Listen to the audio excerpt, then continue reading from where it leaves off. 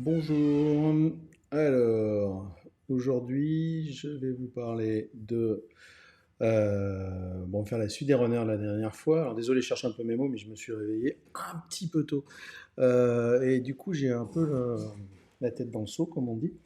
Je vais vous parler de comment utiliser votre propre runner ou vos propres runners sur votre laptop par exemple avec gitlab.com et puis après on fera quelques petites démos de scripts. Alors je les ai déjà préparés donc il y aura beaucoup de copier-coller et je fournirai tous les liens vers les scripts, vers enfin globalement tout ce dont vous aurez besoin pour reproduire ça et le réutiliser correctement. Alors, il faut que je partage. Alors, j'ai fait des nouveaux setups, donc c'est pareil, il faut que j'arrive à être sûr de bien utiliser correctement mon application. Donc,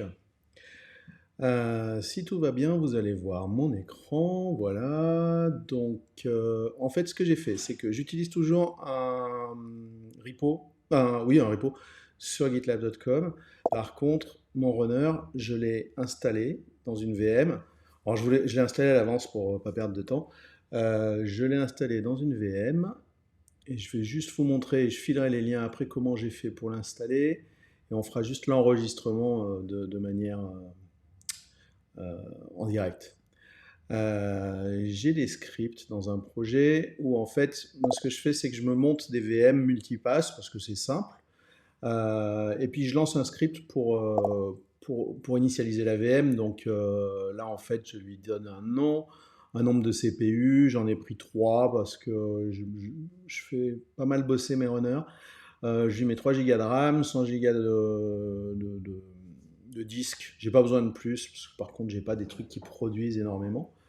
Là, j'initialise la VM. Donc ça, c'est déjà fait. Elle est en train de tourner. Ensuite, je lui lance des commandes donc globalement, là, alors je suis en mode sudo. Je lui lance, alors il me met plein de pop-up. Je lui lance un apt-get update. Je lui installe un Docker parce qu'en fait, je vais utiliser un exécuteur Docker. Je ne sais pas si vous vous rappelez de la semaine dernière. On a Runner qui est GitLab et qui lui va utiliser ou du shell directement, ou de la VM, ou du Docker. Mais Docker, en fait, c'est super pratique pour faire de la CI. Ensuite, j'installe enfin, je récupère, on va dire, le package de mon runner là pour une Debian et je l'installe. Et après, on va enregistrer le runner. Alors, enregistrer le runner, là, je vous ai remis les commandes, mais on va le faire en live. J'ai des codes snippets quelque part, je vais me les ouvrir dans un autre onglet. Euh, Donc, pour enregistrer un runner, vous pouvez le faire. Vous pouvez enregistrer un runner sur un groupe ou vous pouvez l'enregistrer sur un projet. Donc là, on va dédier le runner à un projet, mais on pourrait faire la même chose au niveau du groupe. Pour ça, il faut aller dans les Settings CI/CD. Ensuite, vous déroulez la partie Runners. Ce que vous faites, c'est que vous le faites tout de suite, sinon vous allez oublier, vous désactivez les share runners. Comme ça, parce qu'en fait, votre CI, quand elle s'exécute, elle prend le premier runner qu'elle trouve. Ça fait que si elle trouve un share runner à la place de votre runner à vous, elle va prendre le share runner. Donc là, on veut utiliser que nos runners. Il y a la possibilité de mettre les runners sur Cube, j'en ai déjà parlé, ça fera l'objet d'un épisode, vous verrez, c'est pas très compliqué et c'est super pratique. Pour enregistrer un runner, vous avez besoin d'une URL. Bon, en l'occurrence, là, c'est l'URL de gitlab.com parce que voilà, mais ça pourrait être l'URL de votre instance. Ça marcherait pareil. Et vous avez besoin d'un token. Alors là, bon, vous voyez tous mon token, c'est pas la peine de vous amuser avec. De toute façon, je le désactiverai. Donc, je copie le token et je vais aller non, mon script d'install était où? Il est ici. Alors, je vais juste faire une petite modif. Hop. Donc, mon runner, il est là. Et je vais récupérer tout ce code-là. Et je vais aller faire un tour dans ma VM. Alors, j'ai une VM multipass. Donc, pour se connecter sur la VM multipass, en fait. Quelqu'un dit, est-ce que c'est chez moi que ça lag? Peut-être, je sais pas, je m'en rends pas compte. Donc, multipass. Pour se connecter en SSH, la commande c'est multipass shell. Le nom de la VM, donc ma VM, je l'ai appelée runner Twitch. Hop. Et là, je suis en SSH dans ma VM. Donc, je peux même augmenter encore un peu plus pour la lisibilité. Et je vais lui passer mes commandes. Après, pour ceux qui disent que ça lag, alors j'ai peut-être des problèmes de Wi-Fi, ça c'est pas impossible. Donc, là, ce que je vais faire, c'est que je lui dis que mon runner s'appelle MyRunner, que l'URL c'est https://github.com. Ne pas oublier le slash de fin. Je lui passe le token. Et ensuite, je fais un register avec la commande GitLab Runner en mode non interactif. Comme ça, il ne me posera pas de questions. Et je lui passe les paramètres. Donc l'URL, le nom du runner, le token de registration ou registration, j'y arriverai jamais, le type d'exécuteur, donc Docker, et je lui dis que mon image par défaut, c'est une Alpine. Voilà. Après, vous pouvez mettre l'image que vous voulez. Hop. Donc, là, j'ai enregistré mon runner. Il me dit que mon enregistrement est OK. Donc, si je retourne sur mon projet, hop, que je retourne dans les settings de CI/CD, que je développe runners, vous voyez ici que j'ai un nouveau runner qui s'appelle MyRunner, qui est en vert, donc qui est actif. Donc je vais pouvoir aller faire mes premiers scripts de CI. Donc on va essayer ça. Excusez-moi, je suis un peu enroué aujourd'hui. On va essayer ça tout de suite. Je vais rajouter un script de CI. Je vais faire du copier-coller parce qu'on n'a qu'une demi-heure en fait. Donc enfin une demi-heure, moi je peux déborder, mais vous peut-être que vous bossez.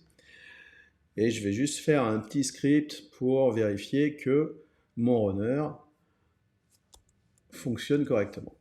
Donc, je commit mes changements, je retourne sur les pipelines. Alors, si vous n'avez pas le temps de prendre note, c'est pas grave, je fournis tout à la fin ou dans la journée. Donc, on voit que mon pipeline s'est bien exécuté. On va aller voir ce qu'il y a dans le job pour être bien sûr. Voilà, vous voyez, il a bien pris le runner qui tourne sur ma machine. Donc on est sur gitlab.com, mais le runner, il est chez moi. Et il a bien exécuté le echo, hello, coucou. Enfin, wave en langage emoji. Donc, ça, c'est assez pratique. Alors, vous pourriez imaginer rattacher plusieurs runners à un même projet. Donc après, du coup, il dispatcherait Enfin, il prend le premier qui est dispo. Vous pourriez le faire pour un groupe aussi. On le fera peut-être une autre fois. Mais le principe est toujours le même. Et si vous avez un GitLab on-premise, vous pouvez le faire pour l'instance entière. Ok, donc maintenant, on va rajouter... on va utiliser... Je vous parlais de comment ça... Si on retourne sur le job... Alors attendez. Il est où mon job? Si on retourne sur le job, normalement... Vous devez voir que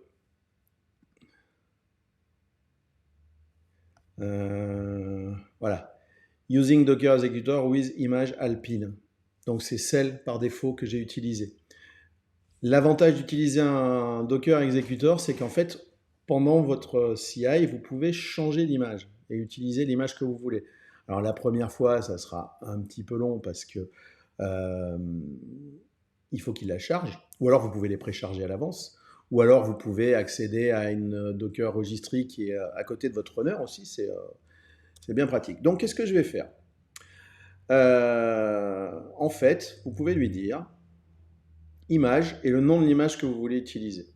Alors, dans certains cas, vous pouvez même le mettre en en-tête du fichier YAML pour dire que, en fait, de base, tous vos jobs, sauf si vous précisez autre chose, vont utiliser cette image. Je vais au hasard utiliser du Node. Et puis, ce que je vais faire, c'est que dans un job, vous pouvez définir des variables qui sont spécifiques au contexte du job. Alors moi, je définis une variable que j'appelle JavaScript. Je mets un pipe pour pouvoir écrire sur plusieurs lignes. Et je lui mets un petit peu de code JavaScript. Et puis, dans le script, je lui dis, tu m'exécutes Node en mode évaluation et tu exécutes ce qu'il y a dans la variable JavaScript.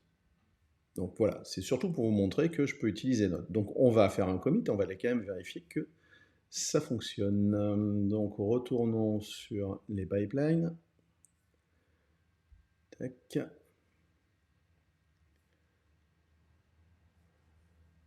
Donc on a le premier, c'est celui de tout à l'heure qui s'exécute.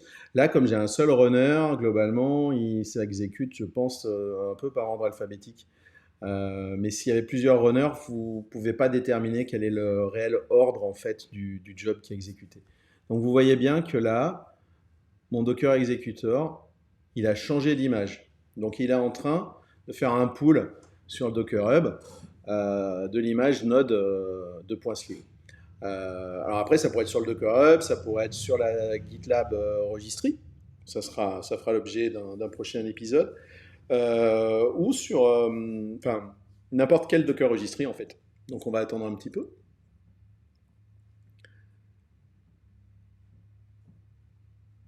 Alors ce matin, ça allait un peu plus vite. Alors j'aurais pu les précharger à l'avance, j'aurais gagné du temps. Donc là, je pourrais vous chanter une chanson, mais ça va pas le faire. Donc on va attendre un petit peu. Voilà, bon, c'est assez rapide. Vous voyez qu'il m'a bien exécuté mon code JavaScript et que ça s'est bien passé. Donc vraiment le gros avantage en fait je pense qu'il ne faut pas trop se poser de questions. Prenez le Docker Executor et ça vous permet de préparer des images à l'avance aussi, les choisir plus petites, mettre vos outils et selon les jobs de changer d'image. Et en plus avec le cache, de toute façon ça accélérera les prochains passages. On va continuer. Où sont mes snippets? Alors, je vous ai dit que les scripts de CI, c'est souvent, enfin non, c'est pas souvent, c'est du shell ou du PowerShell si vous avez des runners Windows. Mais sinon, c'est du shell. Je ne vous ferai pas de démo PowerShell parce que je n'ai pas de Windows à la maison. Et des fois, en shell, vous aimeriez bien pouvoir écrire des fonctions pour faire un peu du reuse et les utiliser un petit peu partout. Ce que vous pouvez faire, c'est utiliser ce qu'on appelle les YAML encore. Les encres YAML. Encore ou onshore, je ne sais plus. J'aurais dû vérifier avant. Comment on fait ça? Alors mon job, je vais aller le mettre un peu plus bas, j'en ai pas besoin. On y reviendra après. Tac. Donc, en fait, la notation, c'est un point. Alors le point, en fait, ça fait que ça ne s'exécute pas. Vous ne verrez pas de petits bouts de pipeline, de job apparaître dans le pipeline. Après, vous faites 2 points. Vous faites un éperluette ou commercial avec le même nom que votre module. On va appeler ça un module. Je mets un pipe pour pouvoir saisir, faire une string multiligne, mais vous pourriez très bien ne pas mettre de pipe. Par contre, il faut mettre c'est comme si vous faisiez à chaque ligne, vous mettez un tiret, et c'est comme si vous faisiez une commande à chaque ligne. Là, dans ce cas-là, c'est pas très intéressant. Dans le cas des scripts comme ça, pour EcoHello, l'avantage, c'est que vous avez plus de détails dans les logs si vous mettez à chaque fois un tiret, une commande, un tiret, une commande, qu'un pipe comme ici. Après, c'est une question de goût et puis aussi de ce dont vous avez besoin dans vos logs. Donc là, en fait, j'ai créé des fonctions shell. J'ai une fonction d'addition qui va aller prendre le premier et le deuxième paramètre passé à l'appel de la fonction, qui mettra le résultat de la fonction, donc addition, dans un fichier addition.txt. Et je fais une soustraction et une division de la même façon. Donc rien de très compliqué, c'est du pur shell et c'est tout simple. Maintenant, ça, je vais pouvoir l'utiliser à la limite dans tous mes jobs, si je veux. C'est comme je me suis fait une petite librairie. Alors, j'ai un job qui l'utilise. Dans mon script, avant, pour commencer, pour pouvoir l'utiliser, en fait, il faut que j'appelle le étoile myhelpers. Donc, globalement, ça sera un peu comme un pointeur. Et ensuite, du coup, c'est chargé en mémoire dans le contexte du job. Et je peux appeler mes fonctions et puis j'afficherai le contenu de ce qu'il y a dans les fichiers. Euh, Si vous vouliez le mettre accessible à tous les scripts, vous auriez pu faire quelque chose comme ça. Euh, Before script, alors normalement ça se met en en-tête, et puis vous faites étoile my helpers, et dans ce cas-là, ça sera exécuté à chaque fois qu'il y a un job qui démarre. En fait, avant que le job démarre, ça sera exécuté. Bon, là, on va le laisser juste dans le job mathematics. Et on va committer et aller voir le pipeline. Alors, mon pipeline devient un peu plus long puisque je le rallonge. Alors, si je mettais, je crois que j'en avais parlé la dernière fois, si je mettais un point devant les jobs dont j'ai pas besoin, ça me permettrait de les sauter, quoi, en fait, de faire un skip du job. Mais tant pis.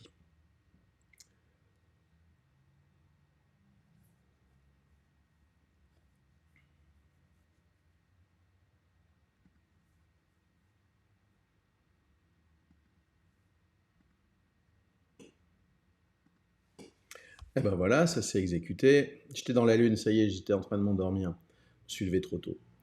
Donc, il a bien appelé les fonctions shell, pardon, et vous voyez qu'il m'affiche bien le contenu de chacun des fichiers. De chacun des fichiers ici. Donc, ce qu'on va faire, un petit truc qu'on n'avait pas vu la dernière fois, qui est super pratique et que vous utiliserez tout le temps, et on le verra dans les prochains épisodes, c'est la partie artefact. Super pratique, super simple à utiliser. On retourne en édition. Il est où mon job? Il est en bas. Ce que je peux faire, c'est que je peux rajouter le mot-clé artifact. Et dans ce cas-là, je lui dis tout ce qui est à la racine et qui finit par, enfin, qui a une extension .txt est un artefact. On va voir ce que ça amène en fait dans la partie CI. Je peux lui donner une durée d'expiration. Comme ça, vous ne les gardez pas indéfiniment parce que sinon, après, vos repositories vont grossir énormément. Ce qu'on peut faire pour gagner du temps, par exemple, on ne va pas lancer hello, donc je mets un point devant pour le désactiver, et pareil pour et, je mets un point devant pour le désactiver. Et je commit, je retourne voir mes pipelines.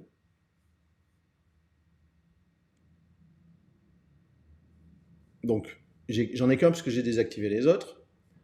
On va aller voir ce qui se passe. Donc, c'était le même job. Par contre, vous voyez, il y a marqué Uploading Artifact. Il a trouvé 3 fichiers.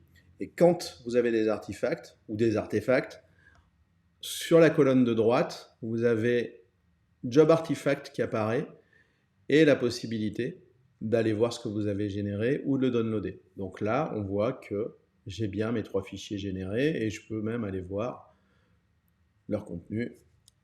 Hop. C'est pas plus compliqué que ça. Cette petite fonctionnalité peut vous permettre notamment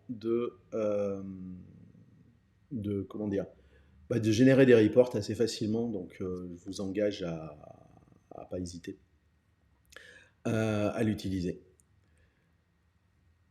Alors, Sébastien me demande, un artefact peut servir de paramètre d'entrée pour un autre job. Oui, oui, oui, oui. Alors c'est un peu en avance de phase par rapport à quelques épisodes, mais il y a moyen de faire ça. Il y a d'autres moyens aussi de le faire parce que dans certains cas c'est pas forcément la meilleure solution, mais tout à fait. Et il faudra m'y faire penser parce que j'avais quelques exemples un petit peu rigolos, mais on fera dans quelques épisodes. Ensuite, où en étais-je? Sur les artefacts, c'est fait. On a vu donc les fonctions, il y a un petit truc aussi qui est sympa, c'est ce qu'on appelle extend. Alors, je vous montre ça, toujours dans un souci de réutilisation. Oui, passer mon menu, éditeur. Imaginons, je vais le mettre où? Je vais le mettre ici. Je vais juste enlever le code. Je fais un nouveau module, alors qui est un peu différent de mes helpers. Là, je lui fais un point, toujours pour qu'il ne s'exécute pas directement. Je lui dis, tu m'utiliseras une image JavaScript et en fait, tu m'exécuteras ce qu'il y a dans la variable JavaScript. Et ce que je vais faire, c'est que je vais ajouter un nouveau job. Hop. Donc je l'ai appelé JS2.hello. Le 2 points, c'est pas obligé, hein, ça marche en termes de notation. Je l'affecte au stage greetings et je lui dis extends.run_javascript. Donc ce que j'ai mis ici. Et du coup, en fait, j'ai pas besoin d'avoir on va dire une rubrique script. Pardon, elle est ici, puisqu'elle existe, ni la rubrique image, puisque en fait je l'hérite de run_javascript. Et du coup, je lui dis juste, dans ma variable, je lui passe on va dire un code JS. Donc là, je vais écrire un fichier texte et je lui dis que mon fichier texte, ce sera un artefact et que ça sera hello.txt. Donc, on va committer. Enfin, je vais committer. Et j'ai commité oui, pardon, et je vais retourner dans mes pipelines. Hop, et on va voir si ça fonctionne. Donc JSLO, c'est exécuté en premier, puisque le stage greeting était en premier. Si je fais un browse, vous apercevez que j'ai bien récupéré mon fichier texte qui est devenu un artefact. Alors, pourquoi je vous ai montré ça? C'est que, en fait, le module là que je vous ai montré, alors on pourrait le faire avec les helpers et les fonctions JavaScript, vous pouvez l'externaliser. Ce qu'on va faire, c'est que je vais retourner dans... Je vais juste prendre le fichier. Je vais retourner dans mon projet. Lui, je l'ai déjà... Je ne l'ai pas encore modifié. Je vais juste aller rajouter un fichier YAML. Alors, je l'appelle javascript.gitlab-ci.yaml. Il n'y a pas de norme en fait pour le nommer. C'est comment ça s'appelle? Moi, je fais .gitlab-ci.yaml pour me rappeler, entre guillemets, pour montrer que c'est un fichier dédié à la CI. Donc, ce que je vais faire, c'est que ce que j'avais dans mon fichier YAML ici, je vais le virer. Hop, je vais le mettre ici. Donc, je l'externalise. Je vais ensuite...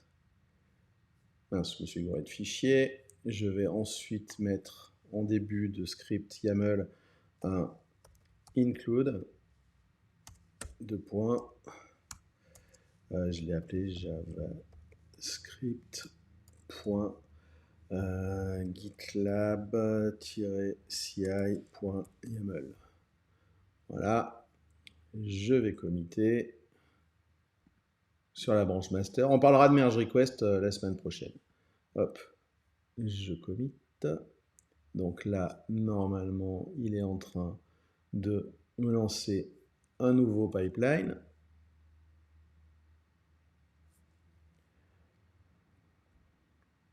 Et en fait, je vais avoir exactement le même résultat, sauf que cette fois-ci, mon module est externe. Alors, c'est pas mal quand vous avez besoin de factoriser ou si vos scripts de CI deviennent un petit peu compliqués. C'est aussi intéressant, alors on ne le verra pas aujourd'hui, on le verra dans le futur, mais c'est pas mal parce qu'en fait, ce include, ici, vous pouvez le faire vers d'autres repositories. Donc, vous pouvez imaginer avoir des repositories qui sont, comment on dit, distants et que vous pouvez partager avec le reste de l'entreprise, par exemple. Alors, j'affiche la réponse d'Akanoa à la question de Sébastien sur le passage de paramètres par artefact. Et il y a un artefact qui s'appelle .env.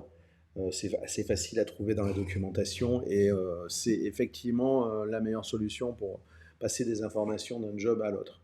ou en tout cas une des meilleures solutions. Mais il y en a d'autres. Alors, revenons à nos moutons.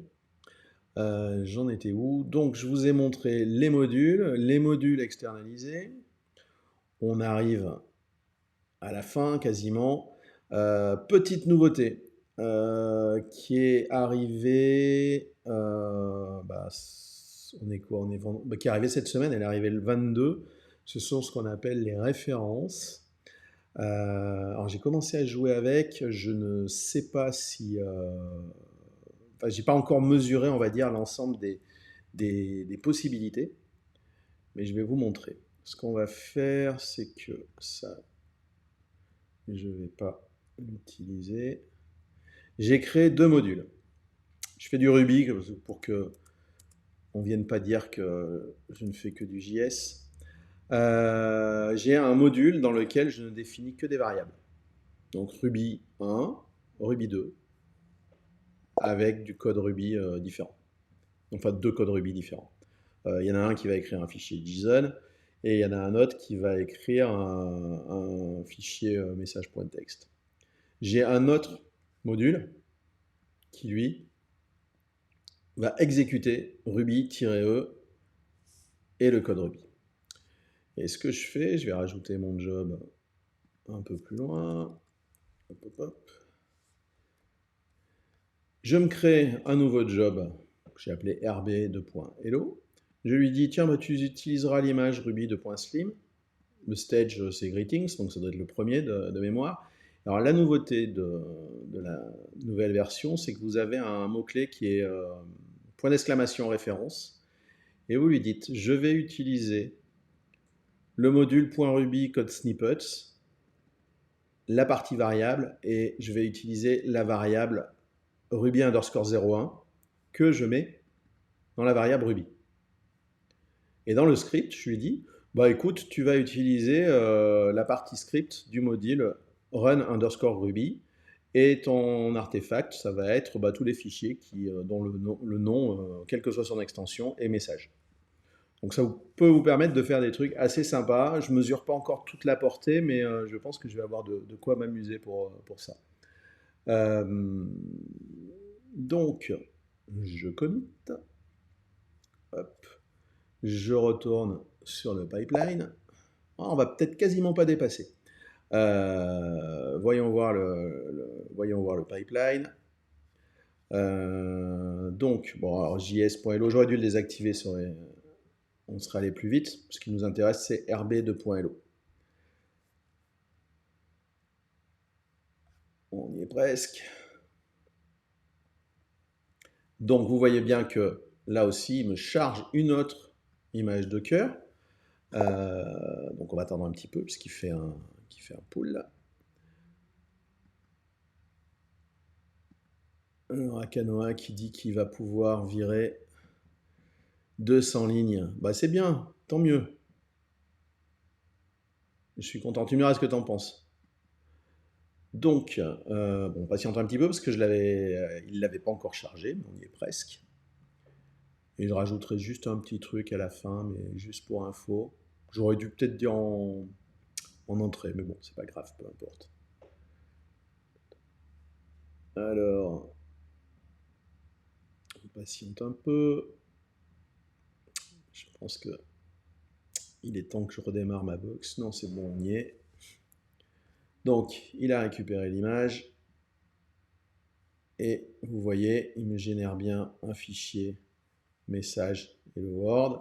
Et je dois avoir un artefact que je peux récupérer qui est du JSON. Donc vraiment tout simple.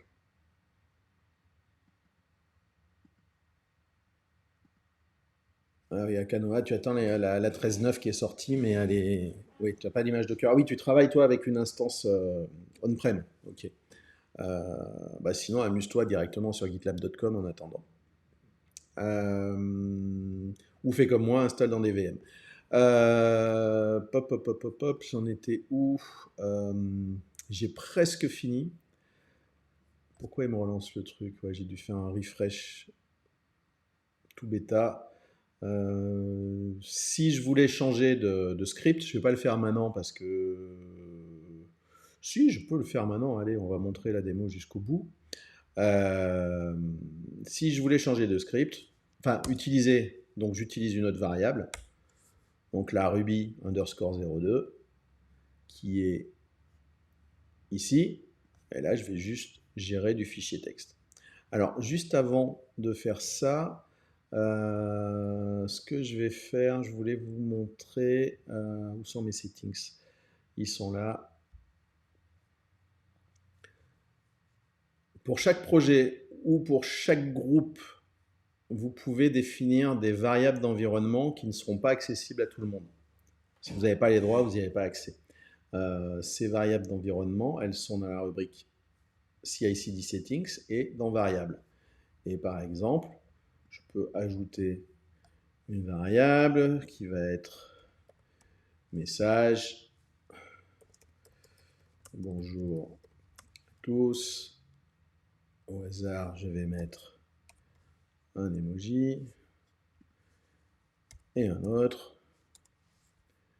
Et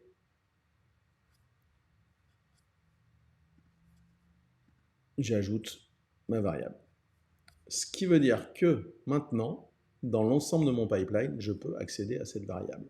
Donc j'ai là, on va aller juste modifier le script. On va ajouter un petit echo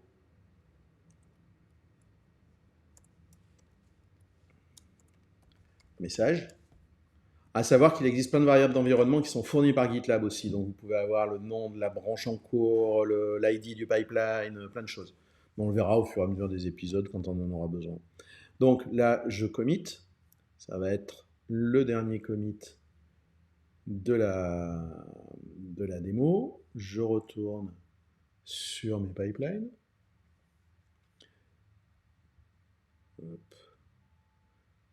C'est en train de s'exécuter. Je voulais juste vous montrer un truc. Quand vous arrivez sur la liste des pipelines, s'il y a des artefacts qui ont été générés, pour chaque job, vous avez le moyen de les downloader. Vous n'êtes pas obligé d'aller retourner dans le job directement. Donc, mon ruby.lo s'est exécuté. Normalement, alors vous voyez, il a bien fait le bonjour à tous qui vient de mes variables de CI/CD settings. J'ai généré un nouveau fichier de message qui doit normalement être un petit peu différent. Mon message devait être en français. Voilà.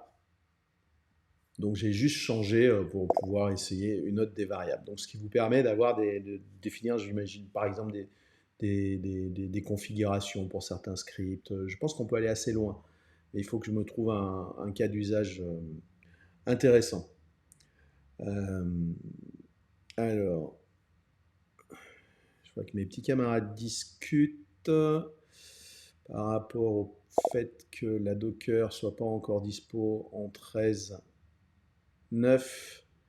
Yodamad explique qu'il la récupère à tel endroit et Akanoa utilise un autre packager. Bon.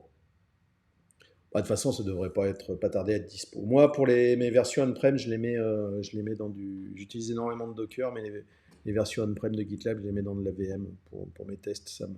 C'est plus facile. Bah, écoutez, normalement, je mettrai... De toute façon, j'ai commencé à rédiger la petite issue qui va bien pour expliquer ce dont j'ai parlé. Il y aura le lien vers la vidéo, il y aura le lien vers d'autres projets, le projet qui me sert à créer le runner Docker dans une VM, le projet de démo bien sûr, la documentation sur la référence. J'agrémenterai tout ça. N'hésitez pas à rajouter des commentaires. Vous avez un lien aussi vers l'épisode précédent, un lien vers une autre issue que j'avais faite pour montrer comment utiliser d'autres langages avec le petit hack des variables.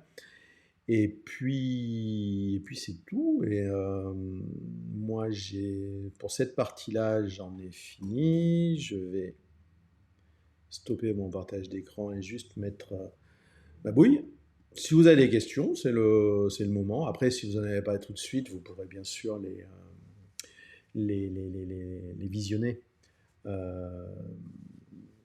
ou via enfin vous pourrez, j'allais les révisionner, donc vous pourrez les poser via l'issue. Alors vous pouvez les poser en commentaire aussi sur YouTube, mais via l'issue c'est plus sympa si je dois faire des réponses un peu techniques avec des exemples de code, ça sera plus intéressant. Donc voilà, j'espère que ben, pour certains c'était une nouveauté, pour d'autres je sais qu'ils les utilisent déjà.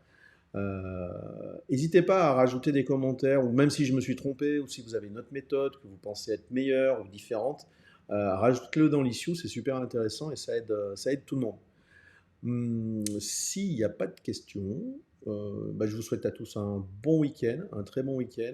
Je ne sais pas si je vais faire de Twitch ce week-end, ça dépendra de... J'ai des trucs à écrire, je suis très en retard dessus, donc c'est pas sûr que je Twitch. La semaine prochaine, le Twitch CI/CD, on va parler de rapport de test unitaire. Je ne sais pas si je ferai en JS ou en Java, on verra. Ouais, merci Seb pour la sieste, c'est sympa. Il faut que j'aille faire les courses avant. Je parlerai donc des rapports de test unitaires. On fera des merge requests pour voir les remontées de rapports de test unitaires dans la merge request. Et puis on verra. En fonction de ce que j'aurai préparé, ça sera plus ou moins court. Le fragment de script, c'est une découverte. Tu veux dire les références ou ma bidouille avec les variables?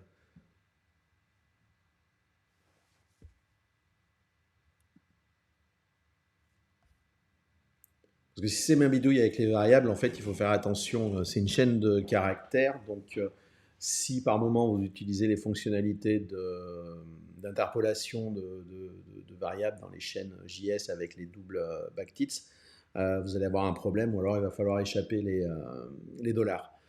Et c'est pour ça que du coup, c'est mieux d'utiliser du Python ou du Ruby. Ah, les Anchors, ouais, c'est super pratique.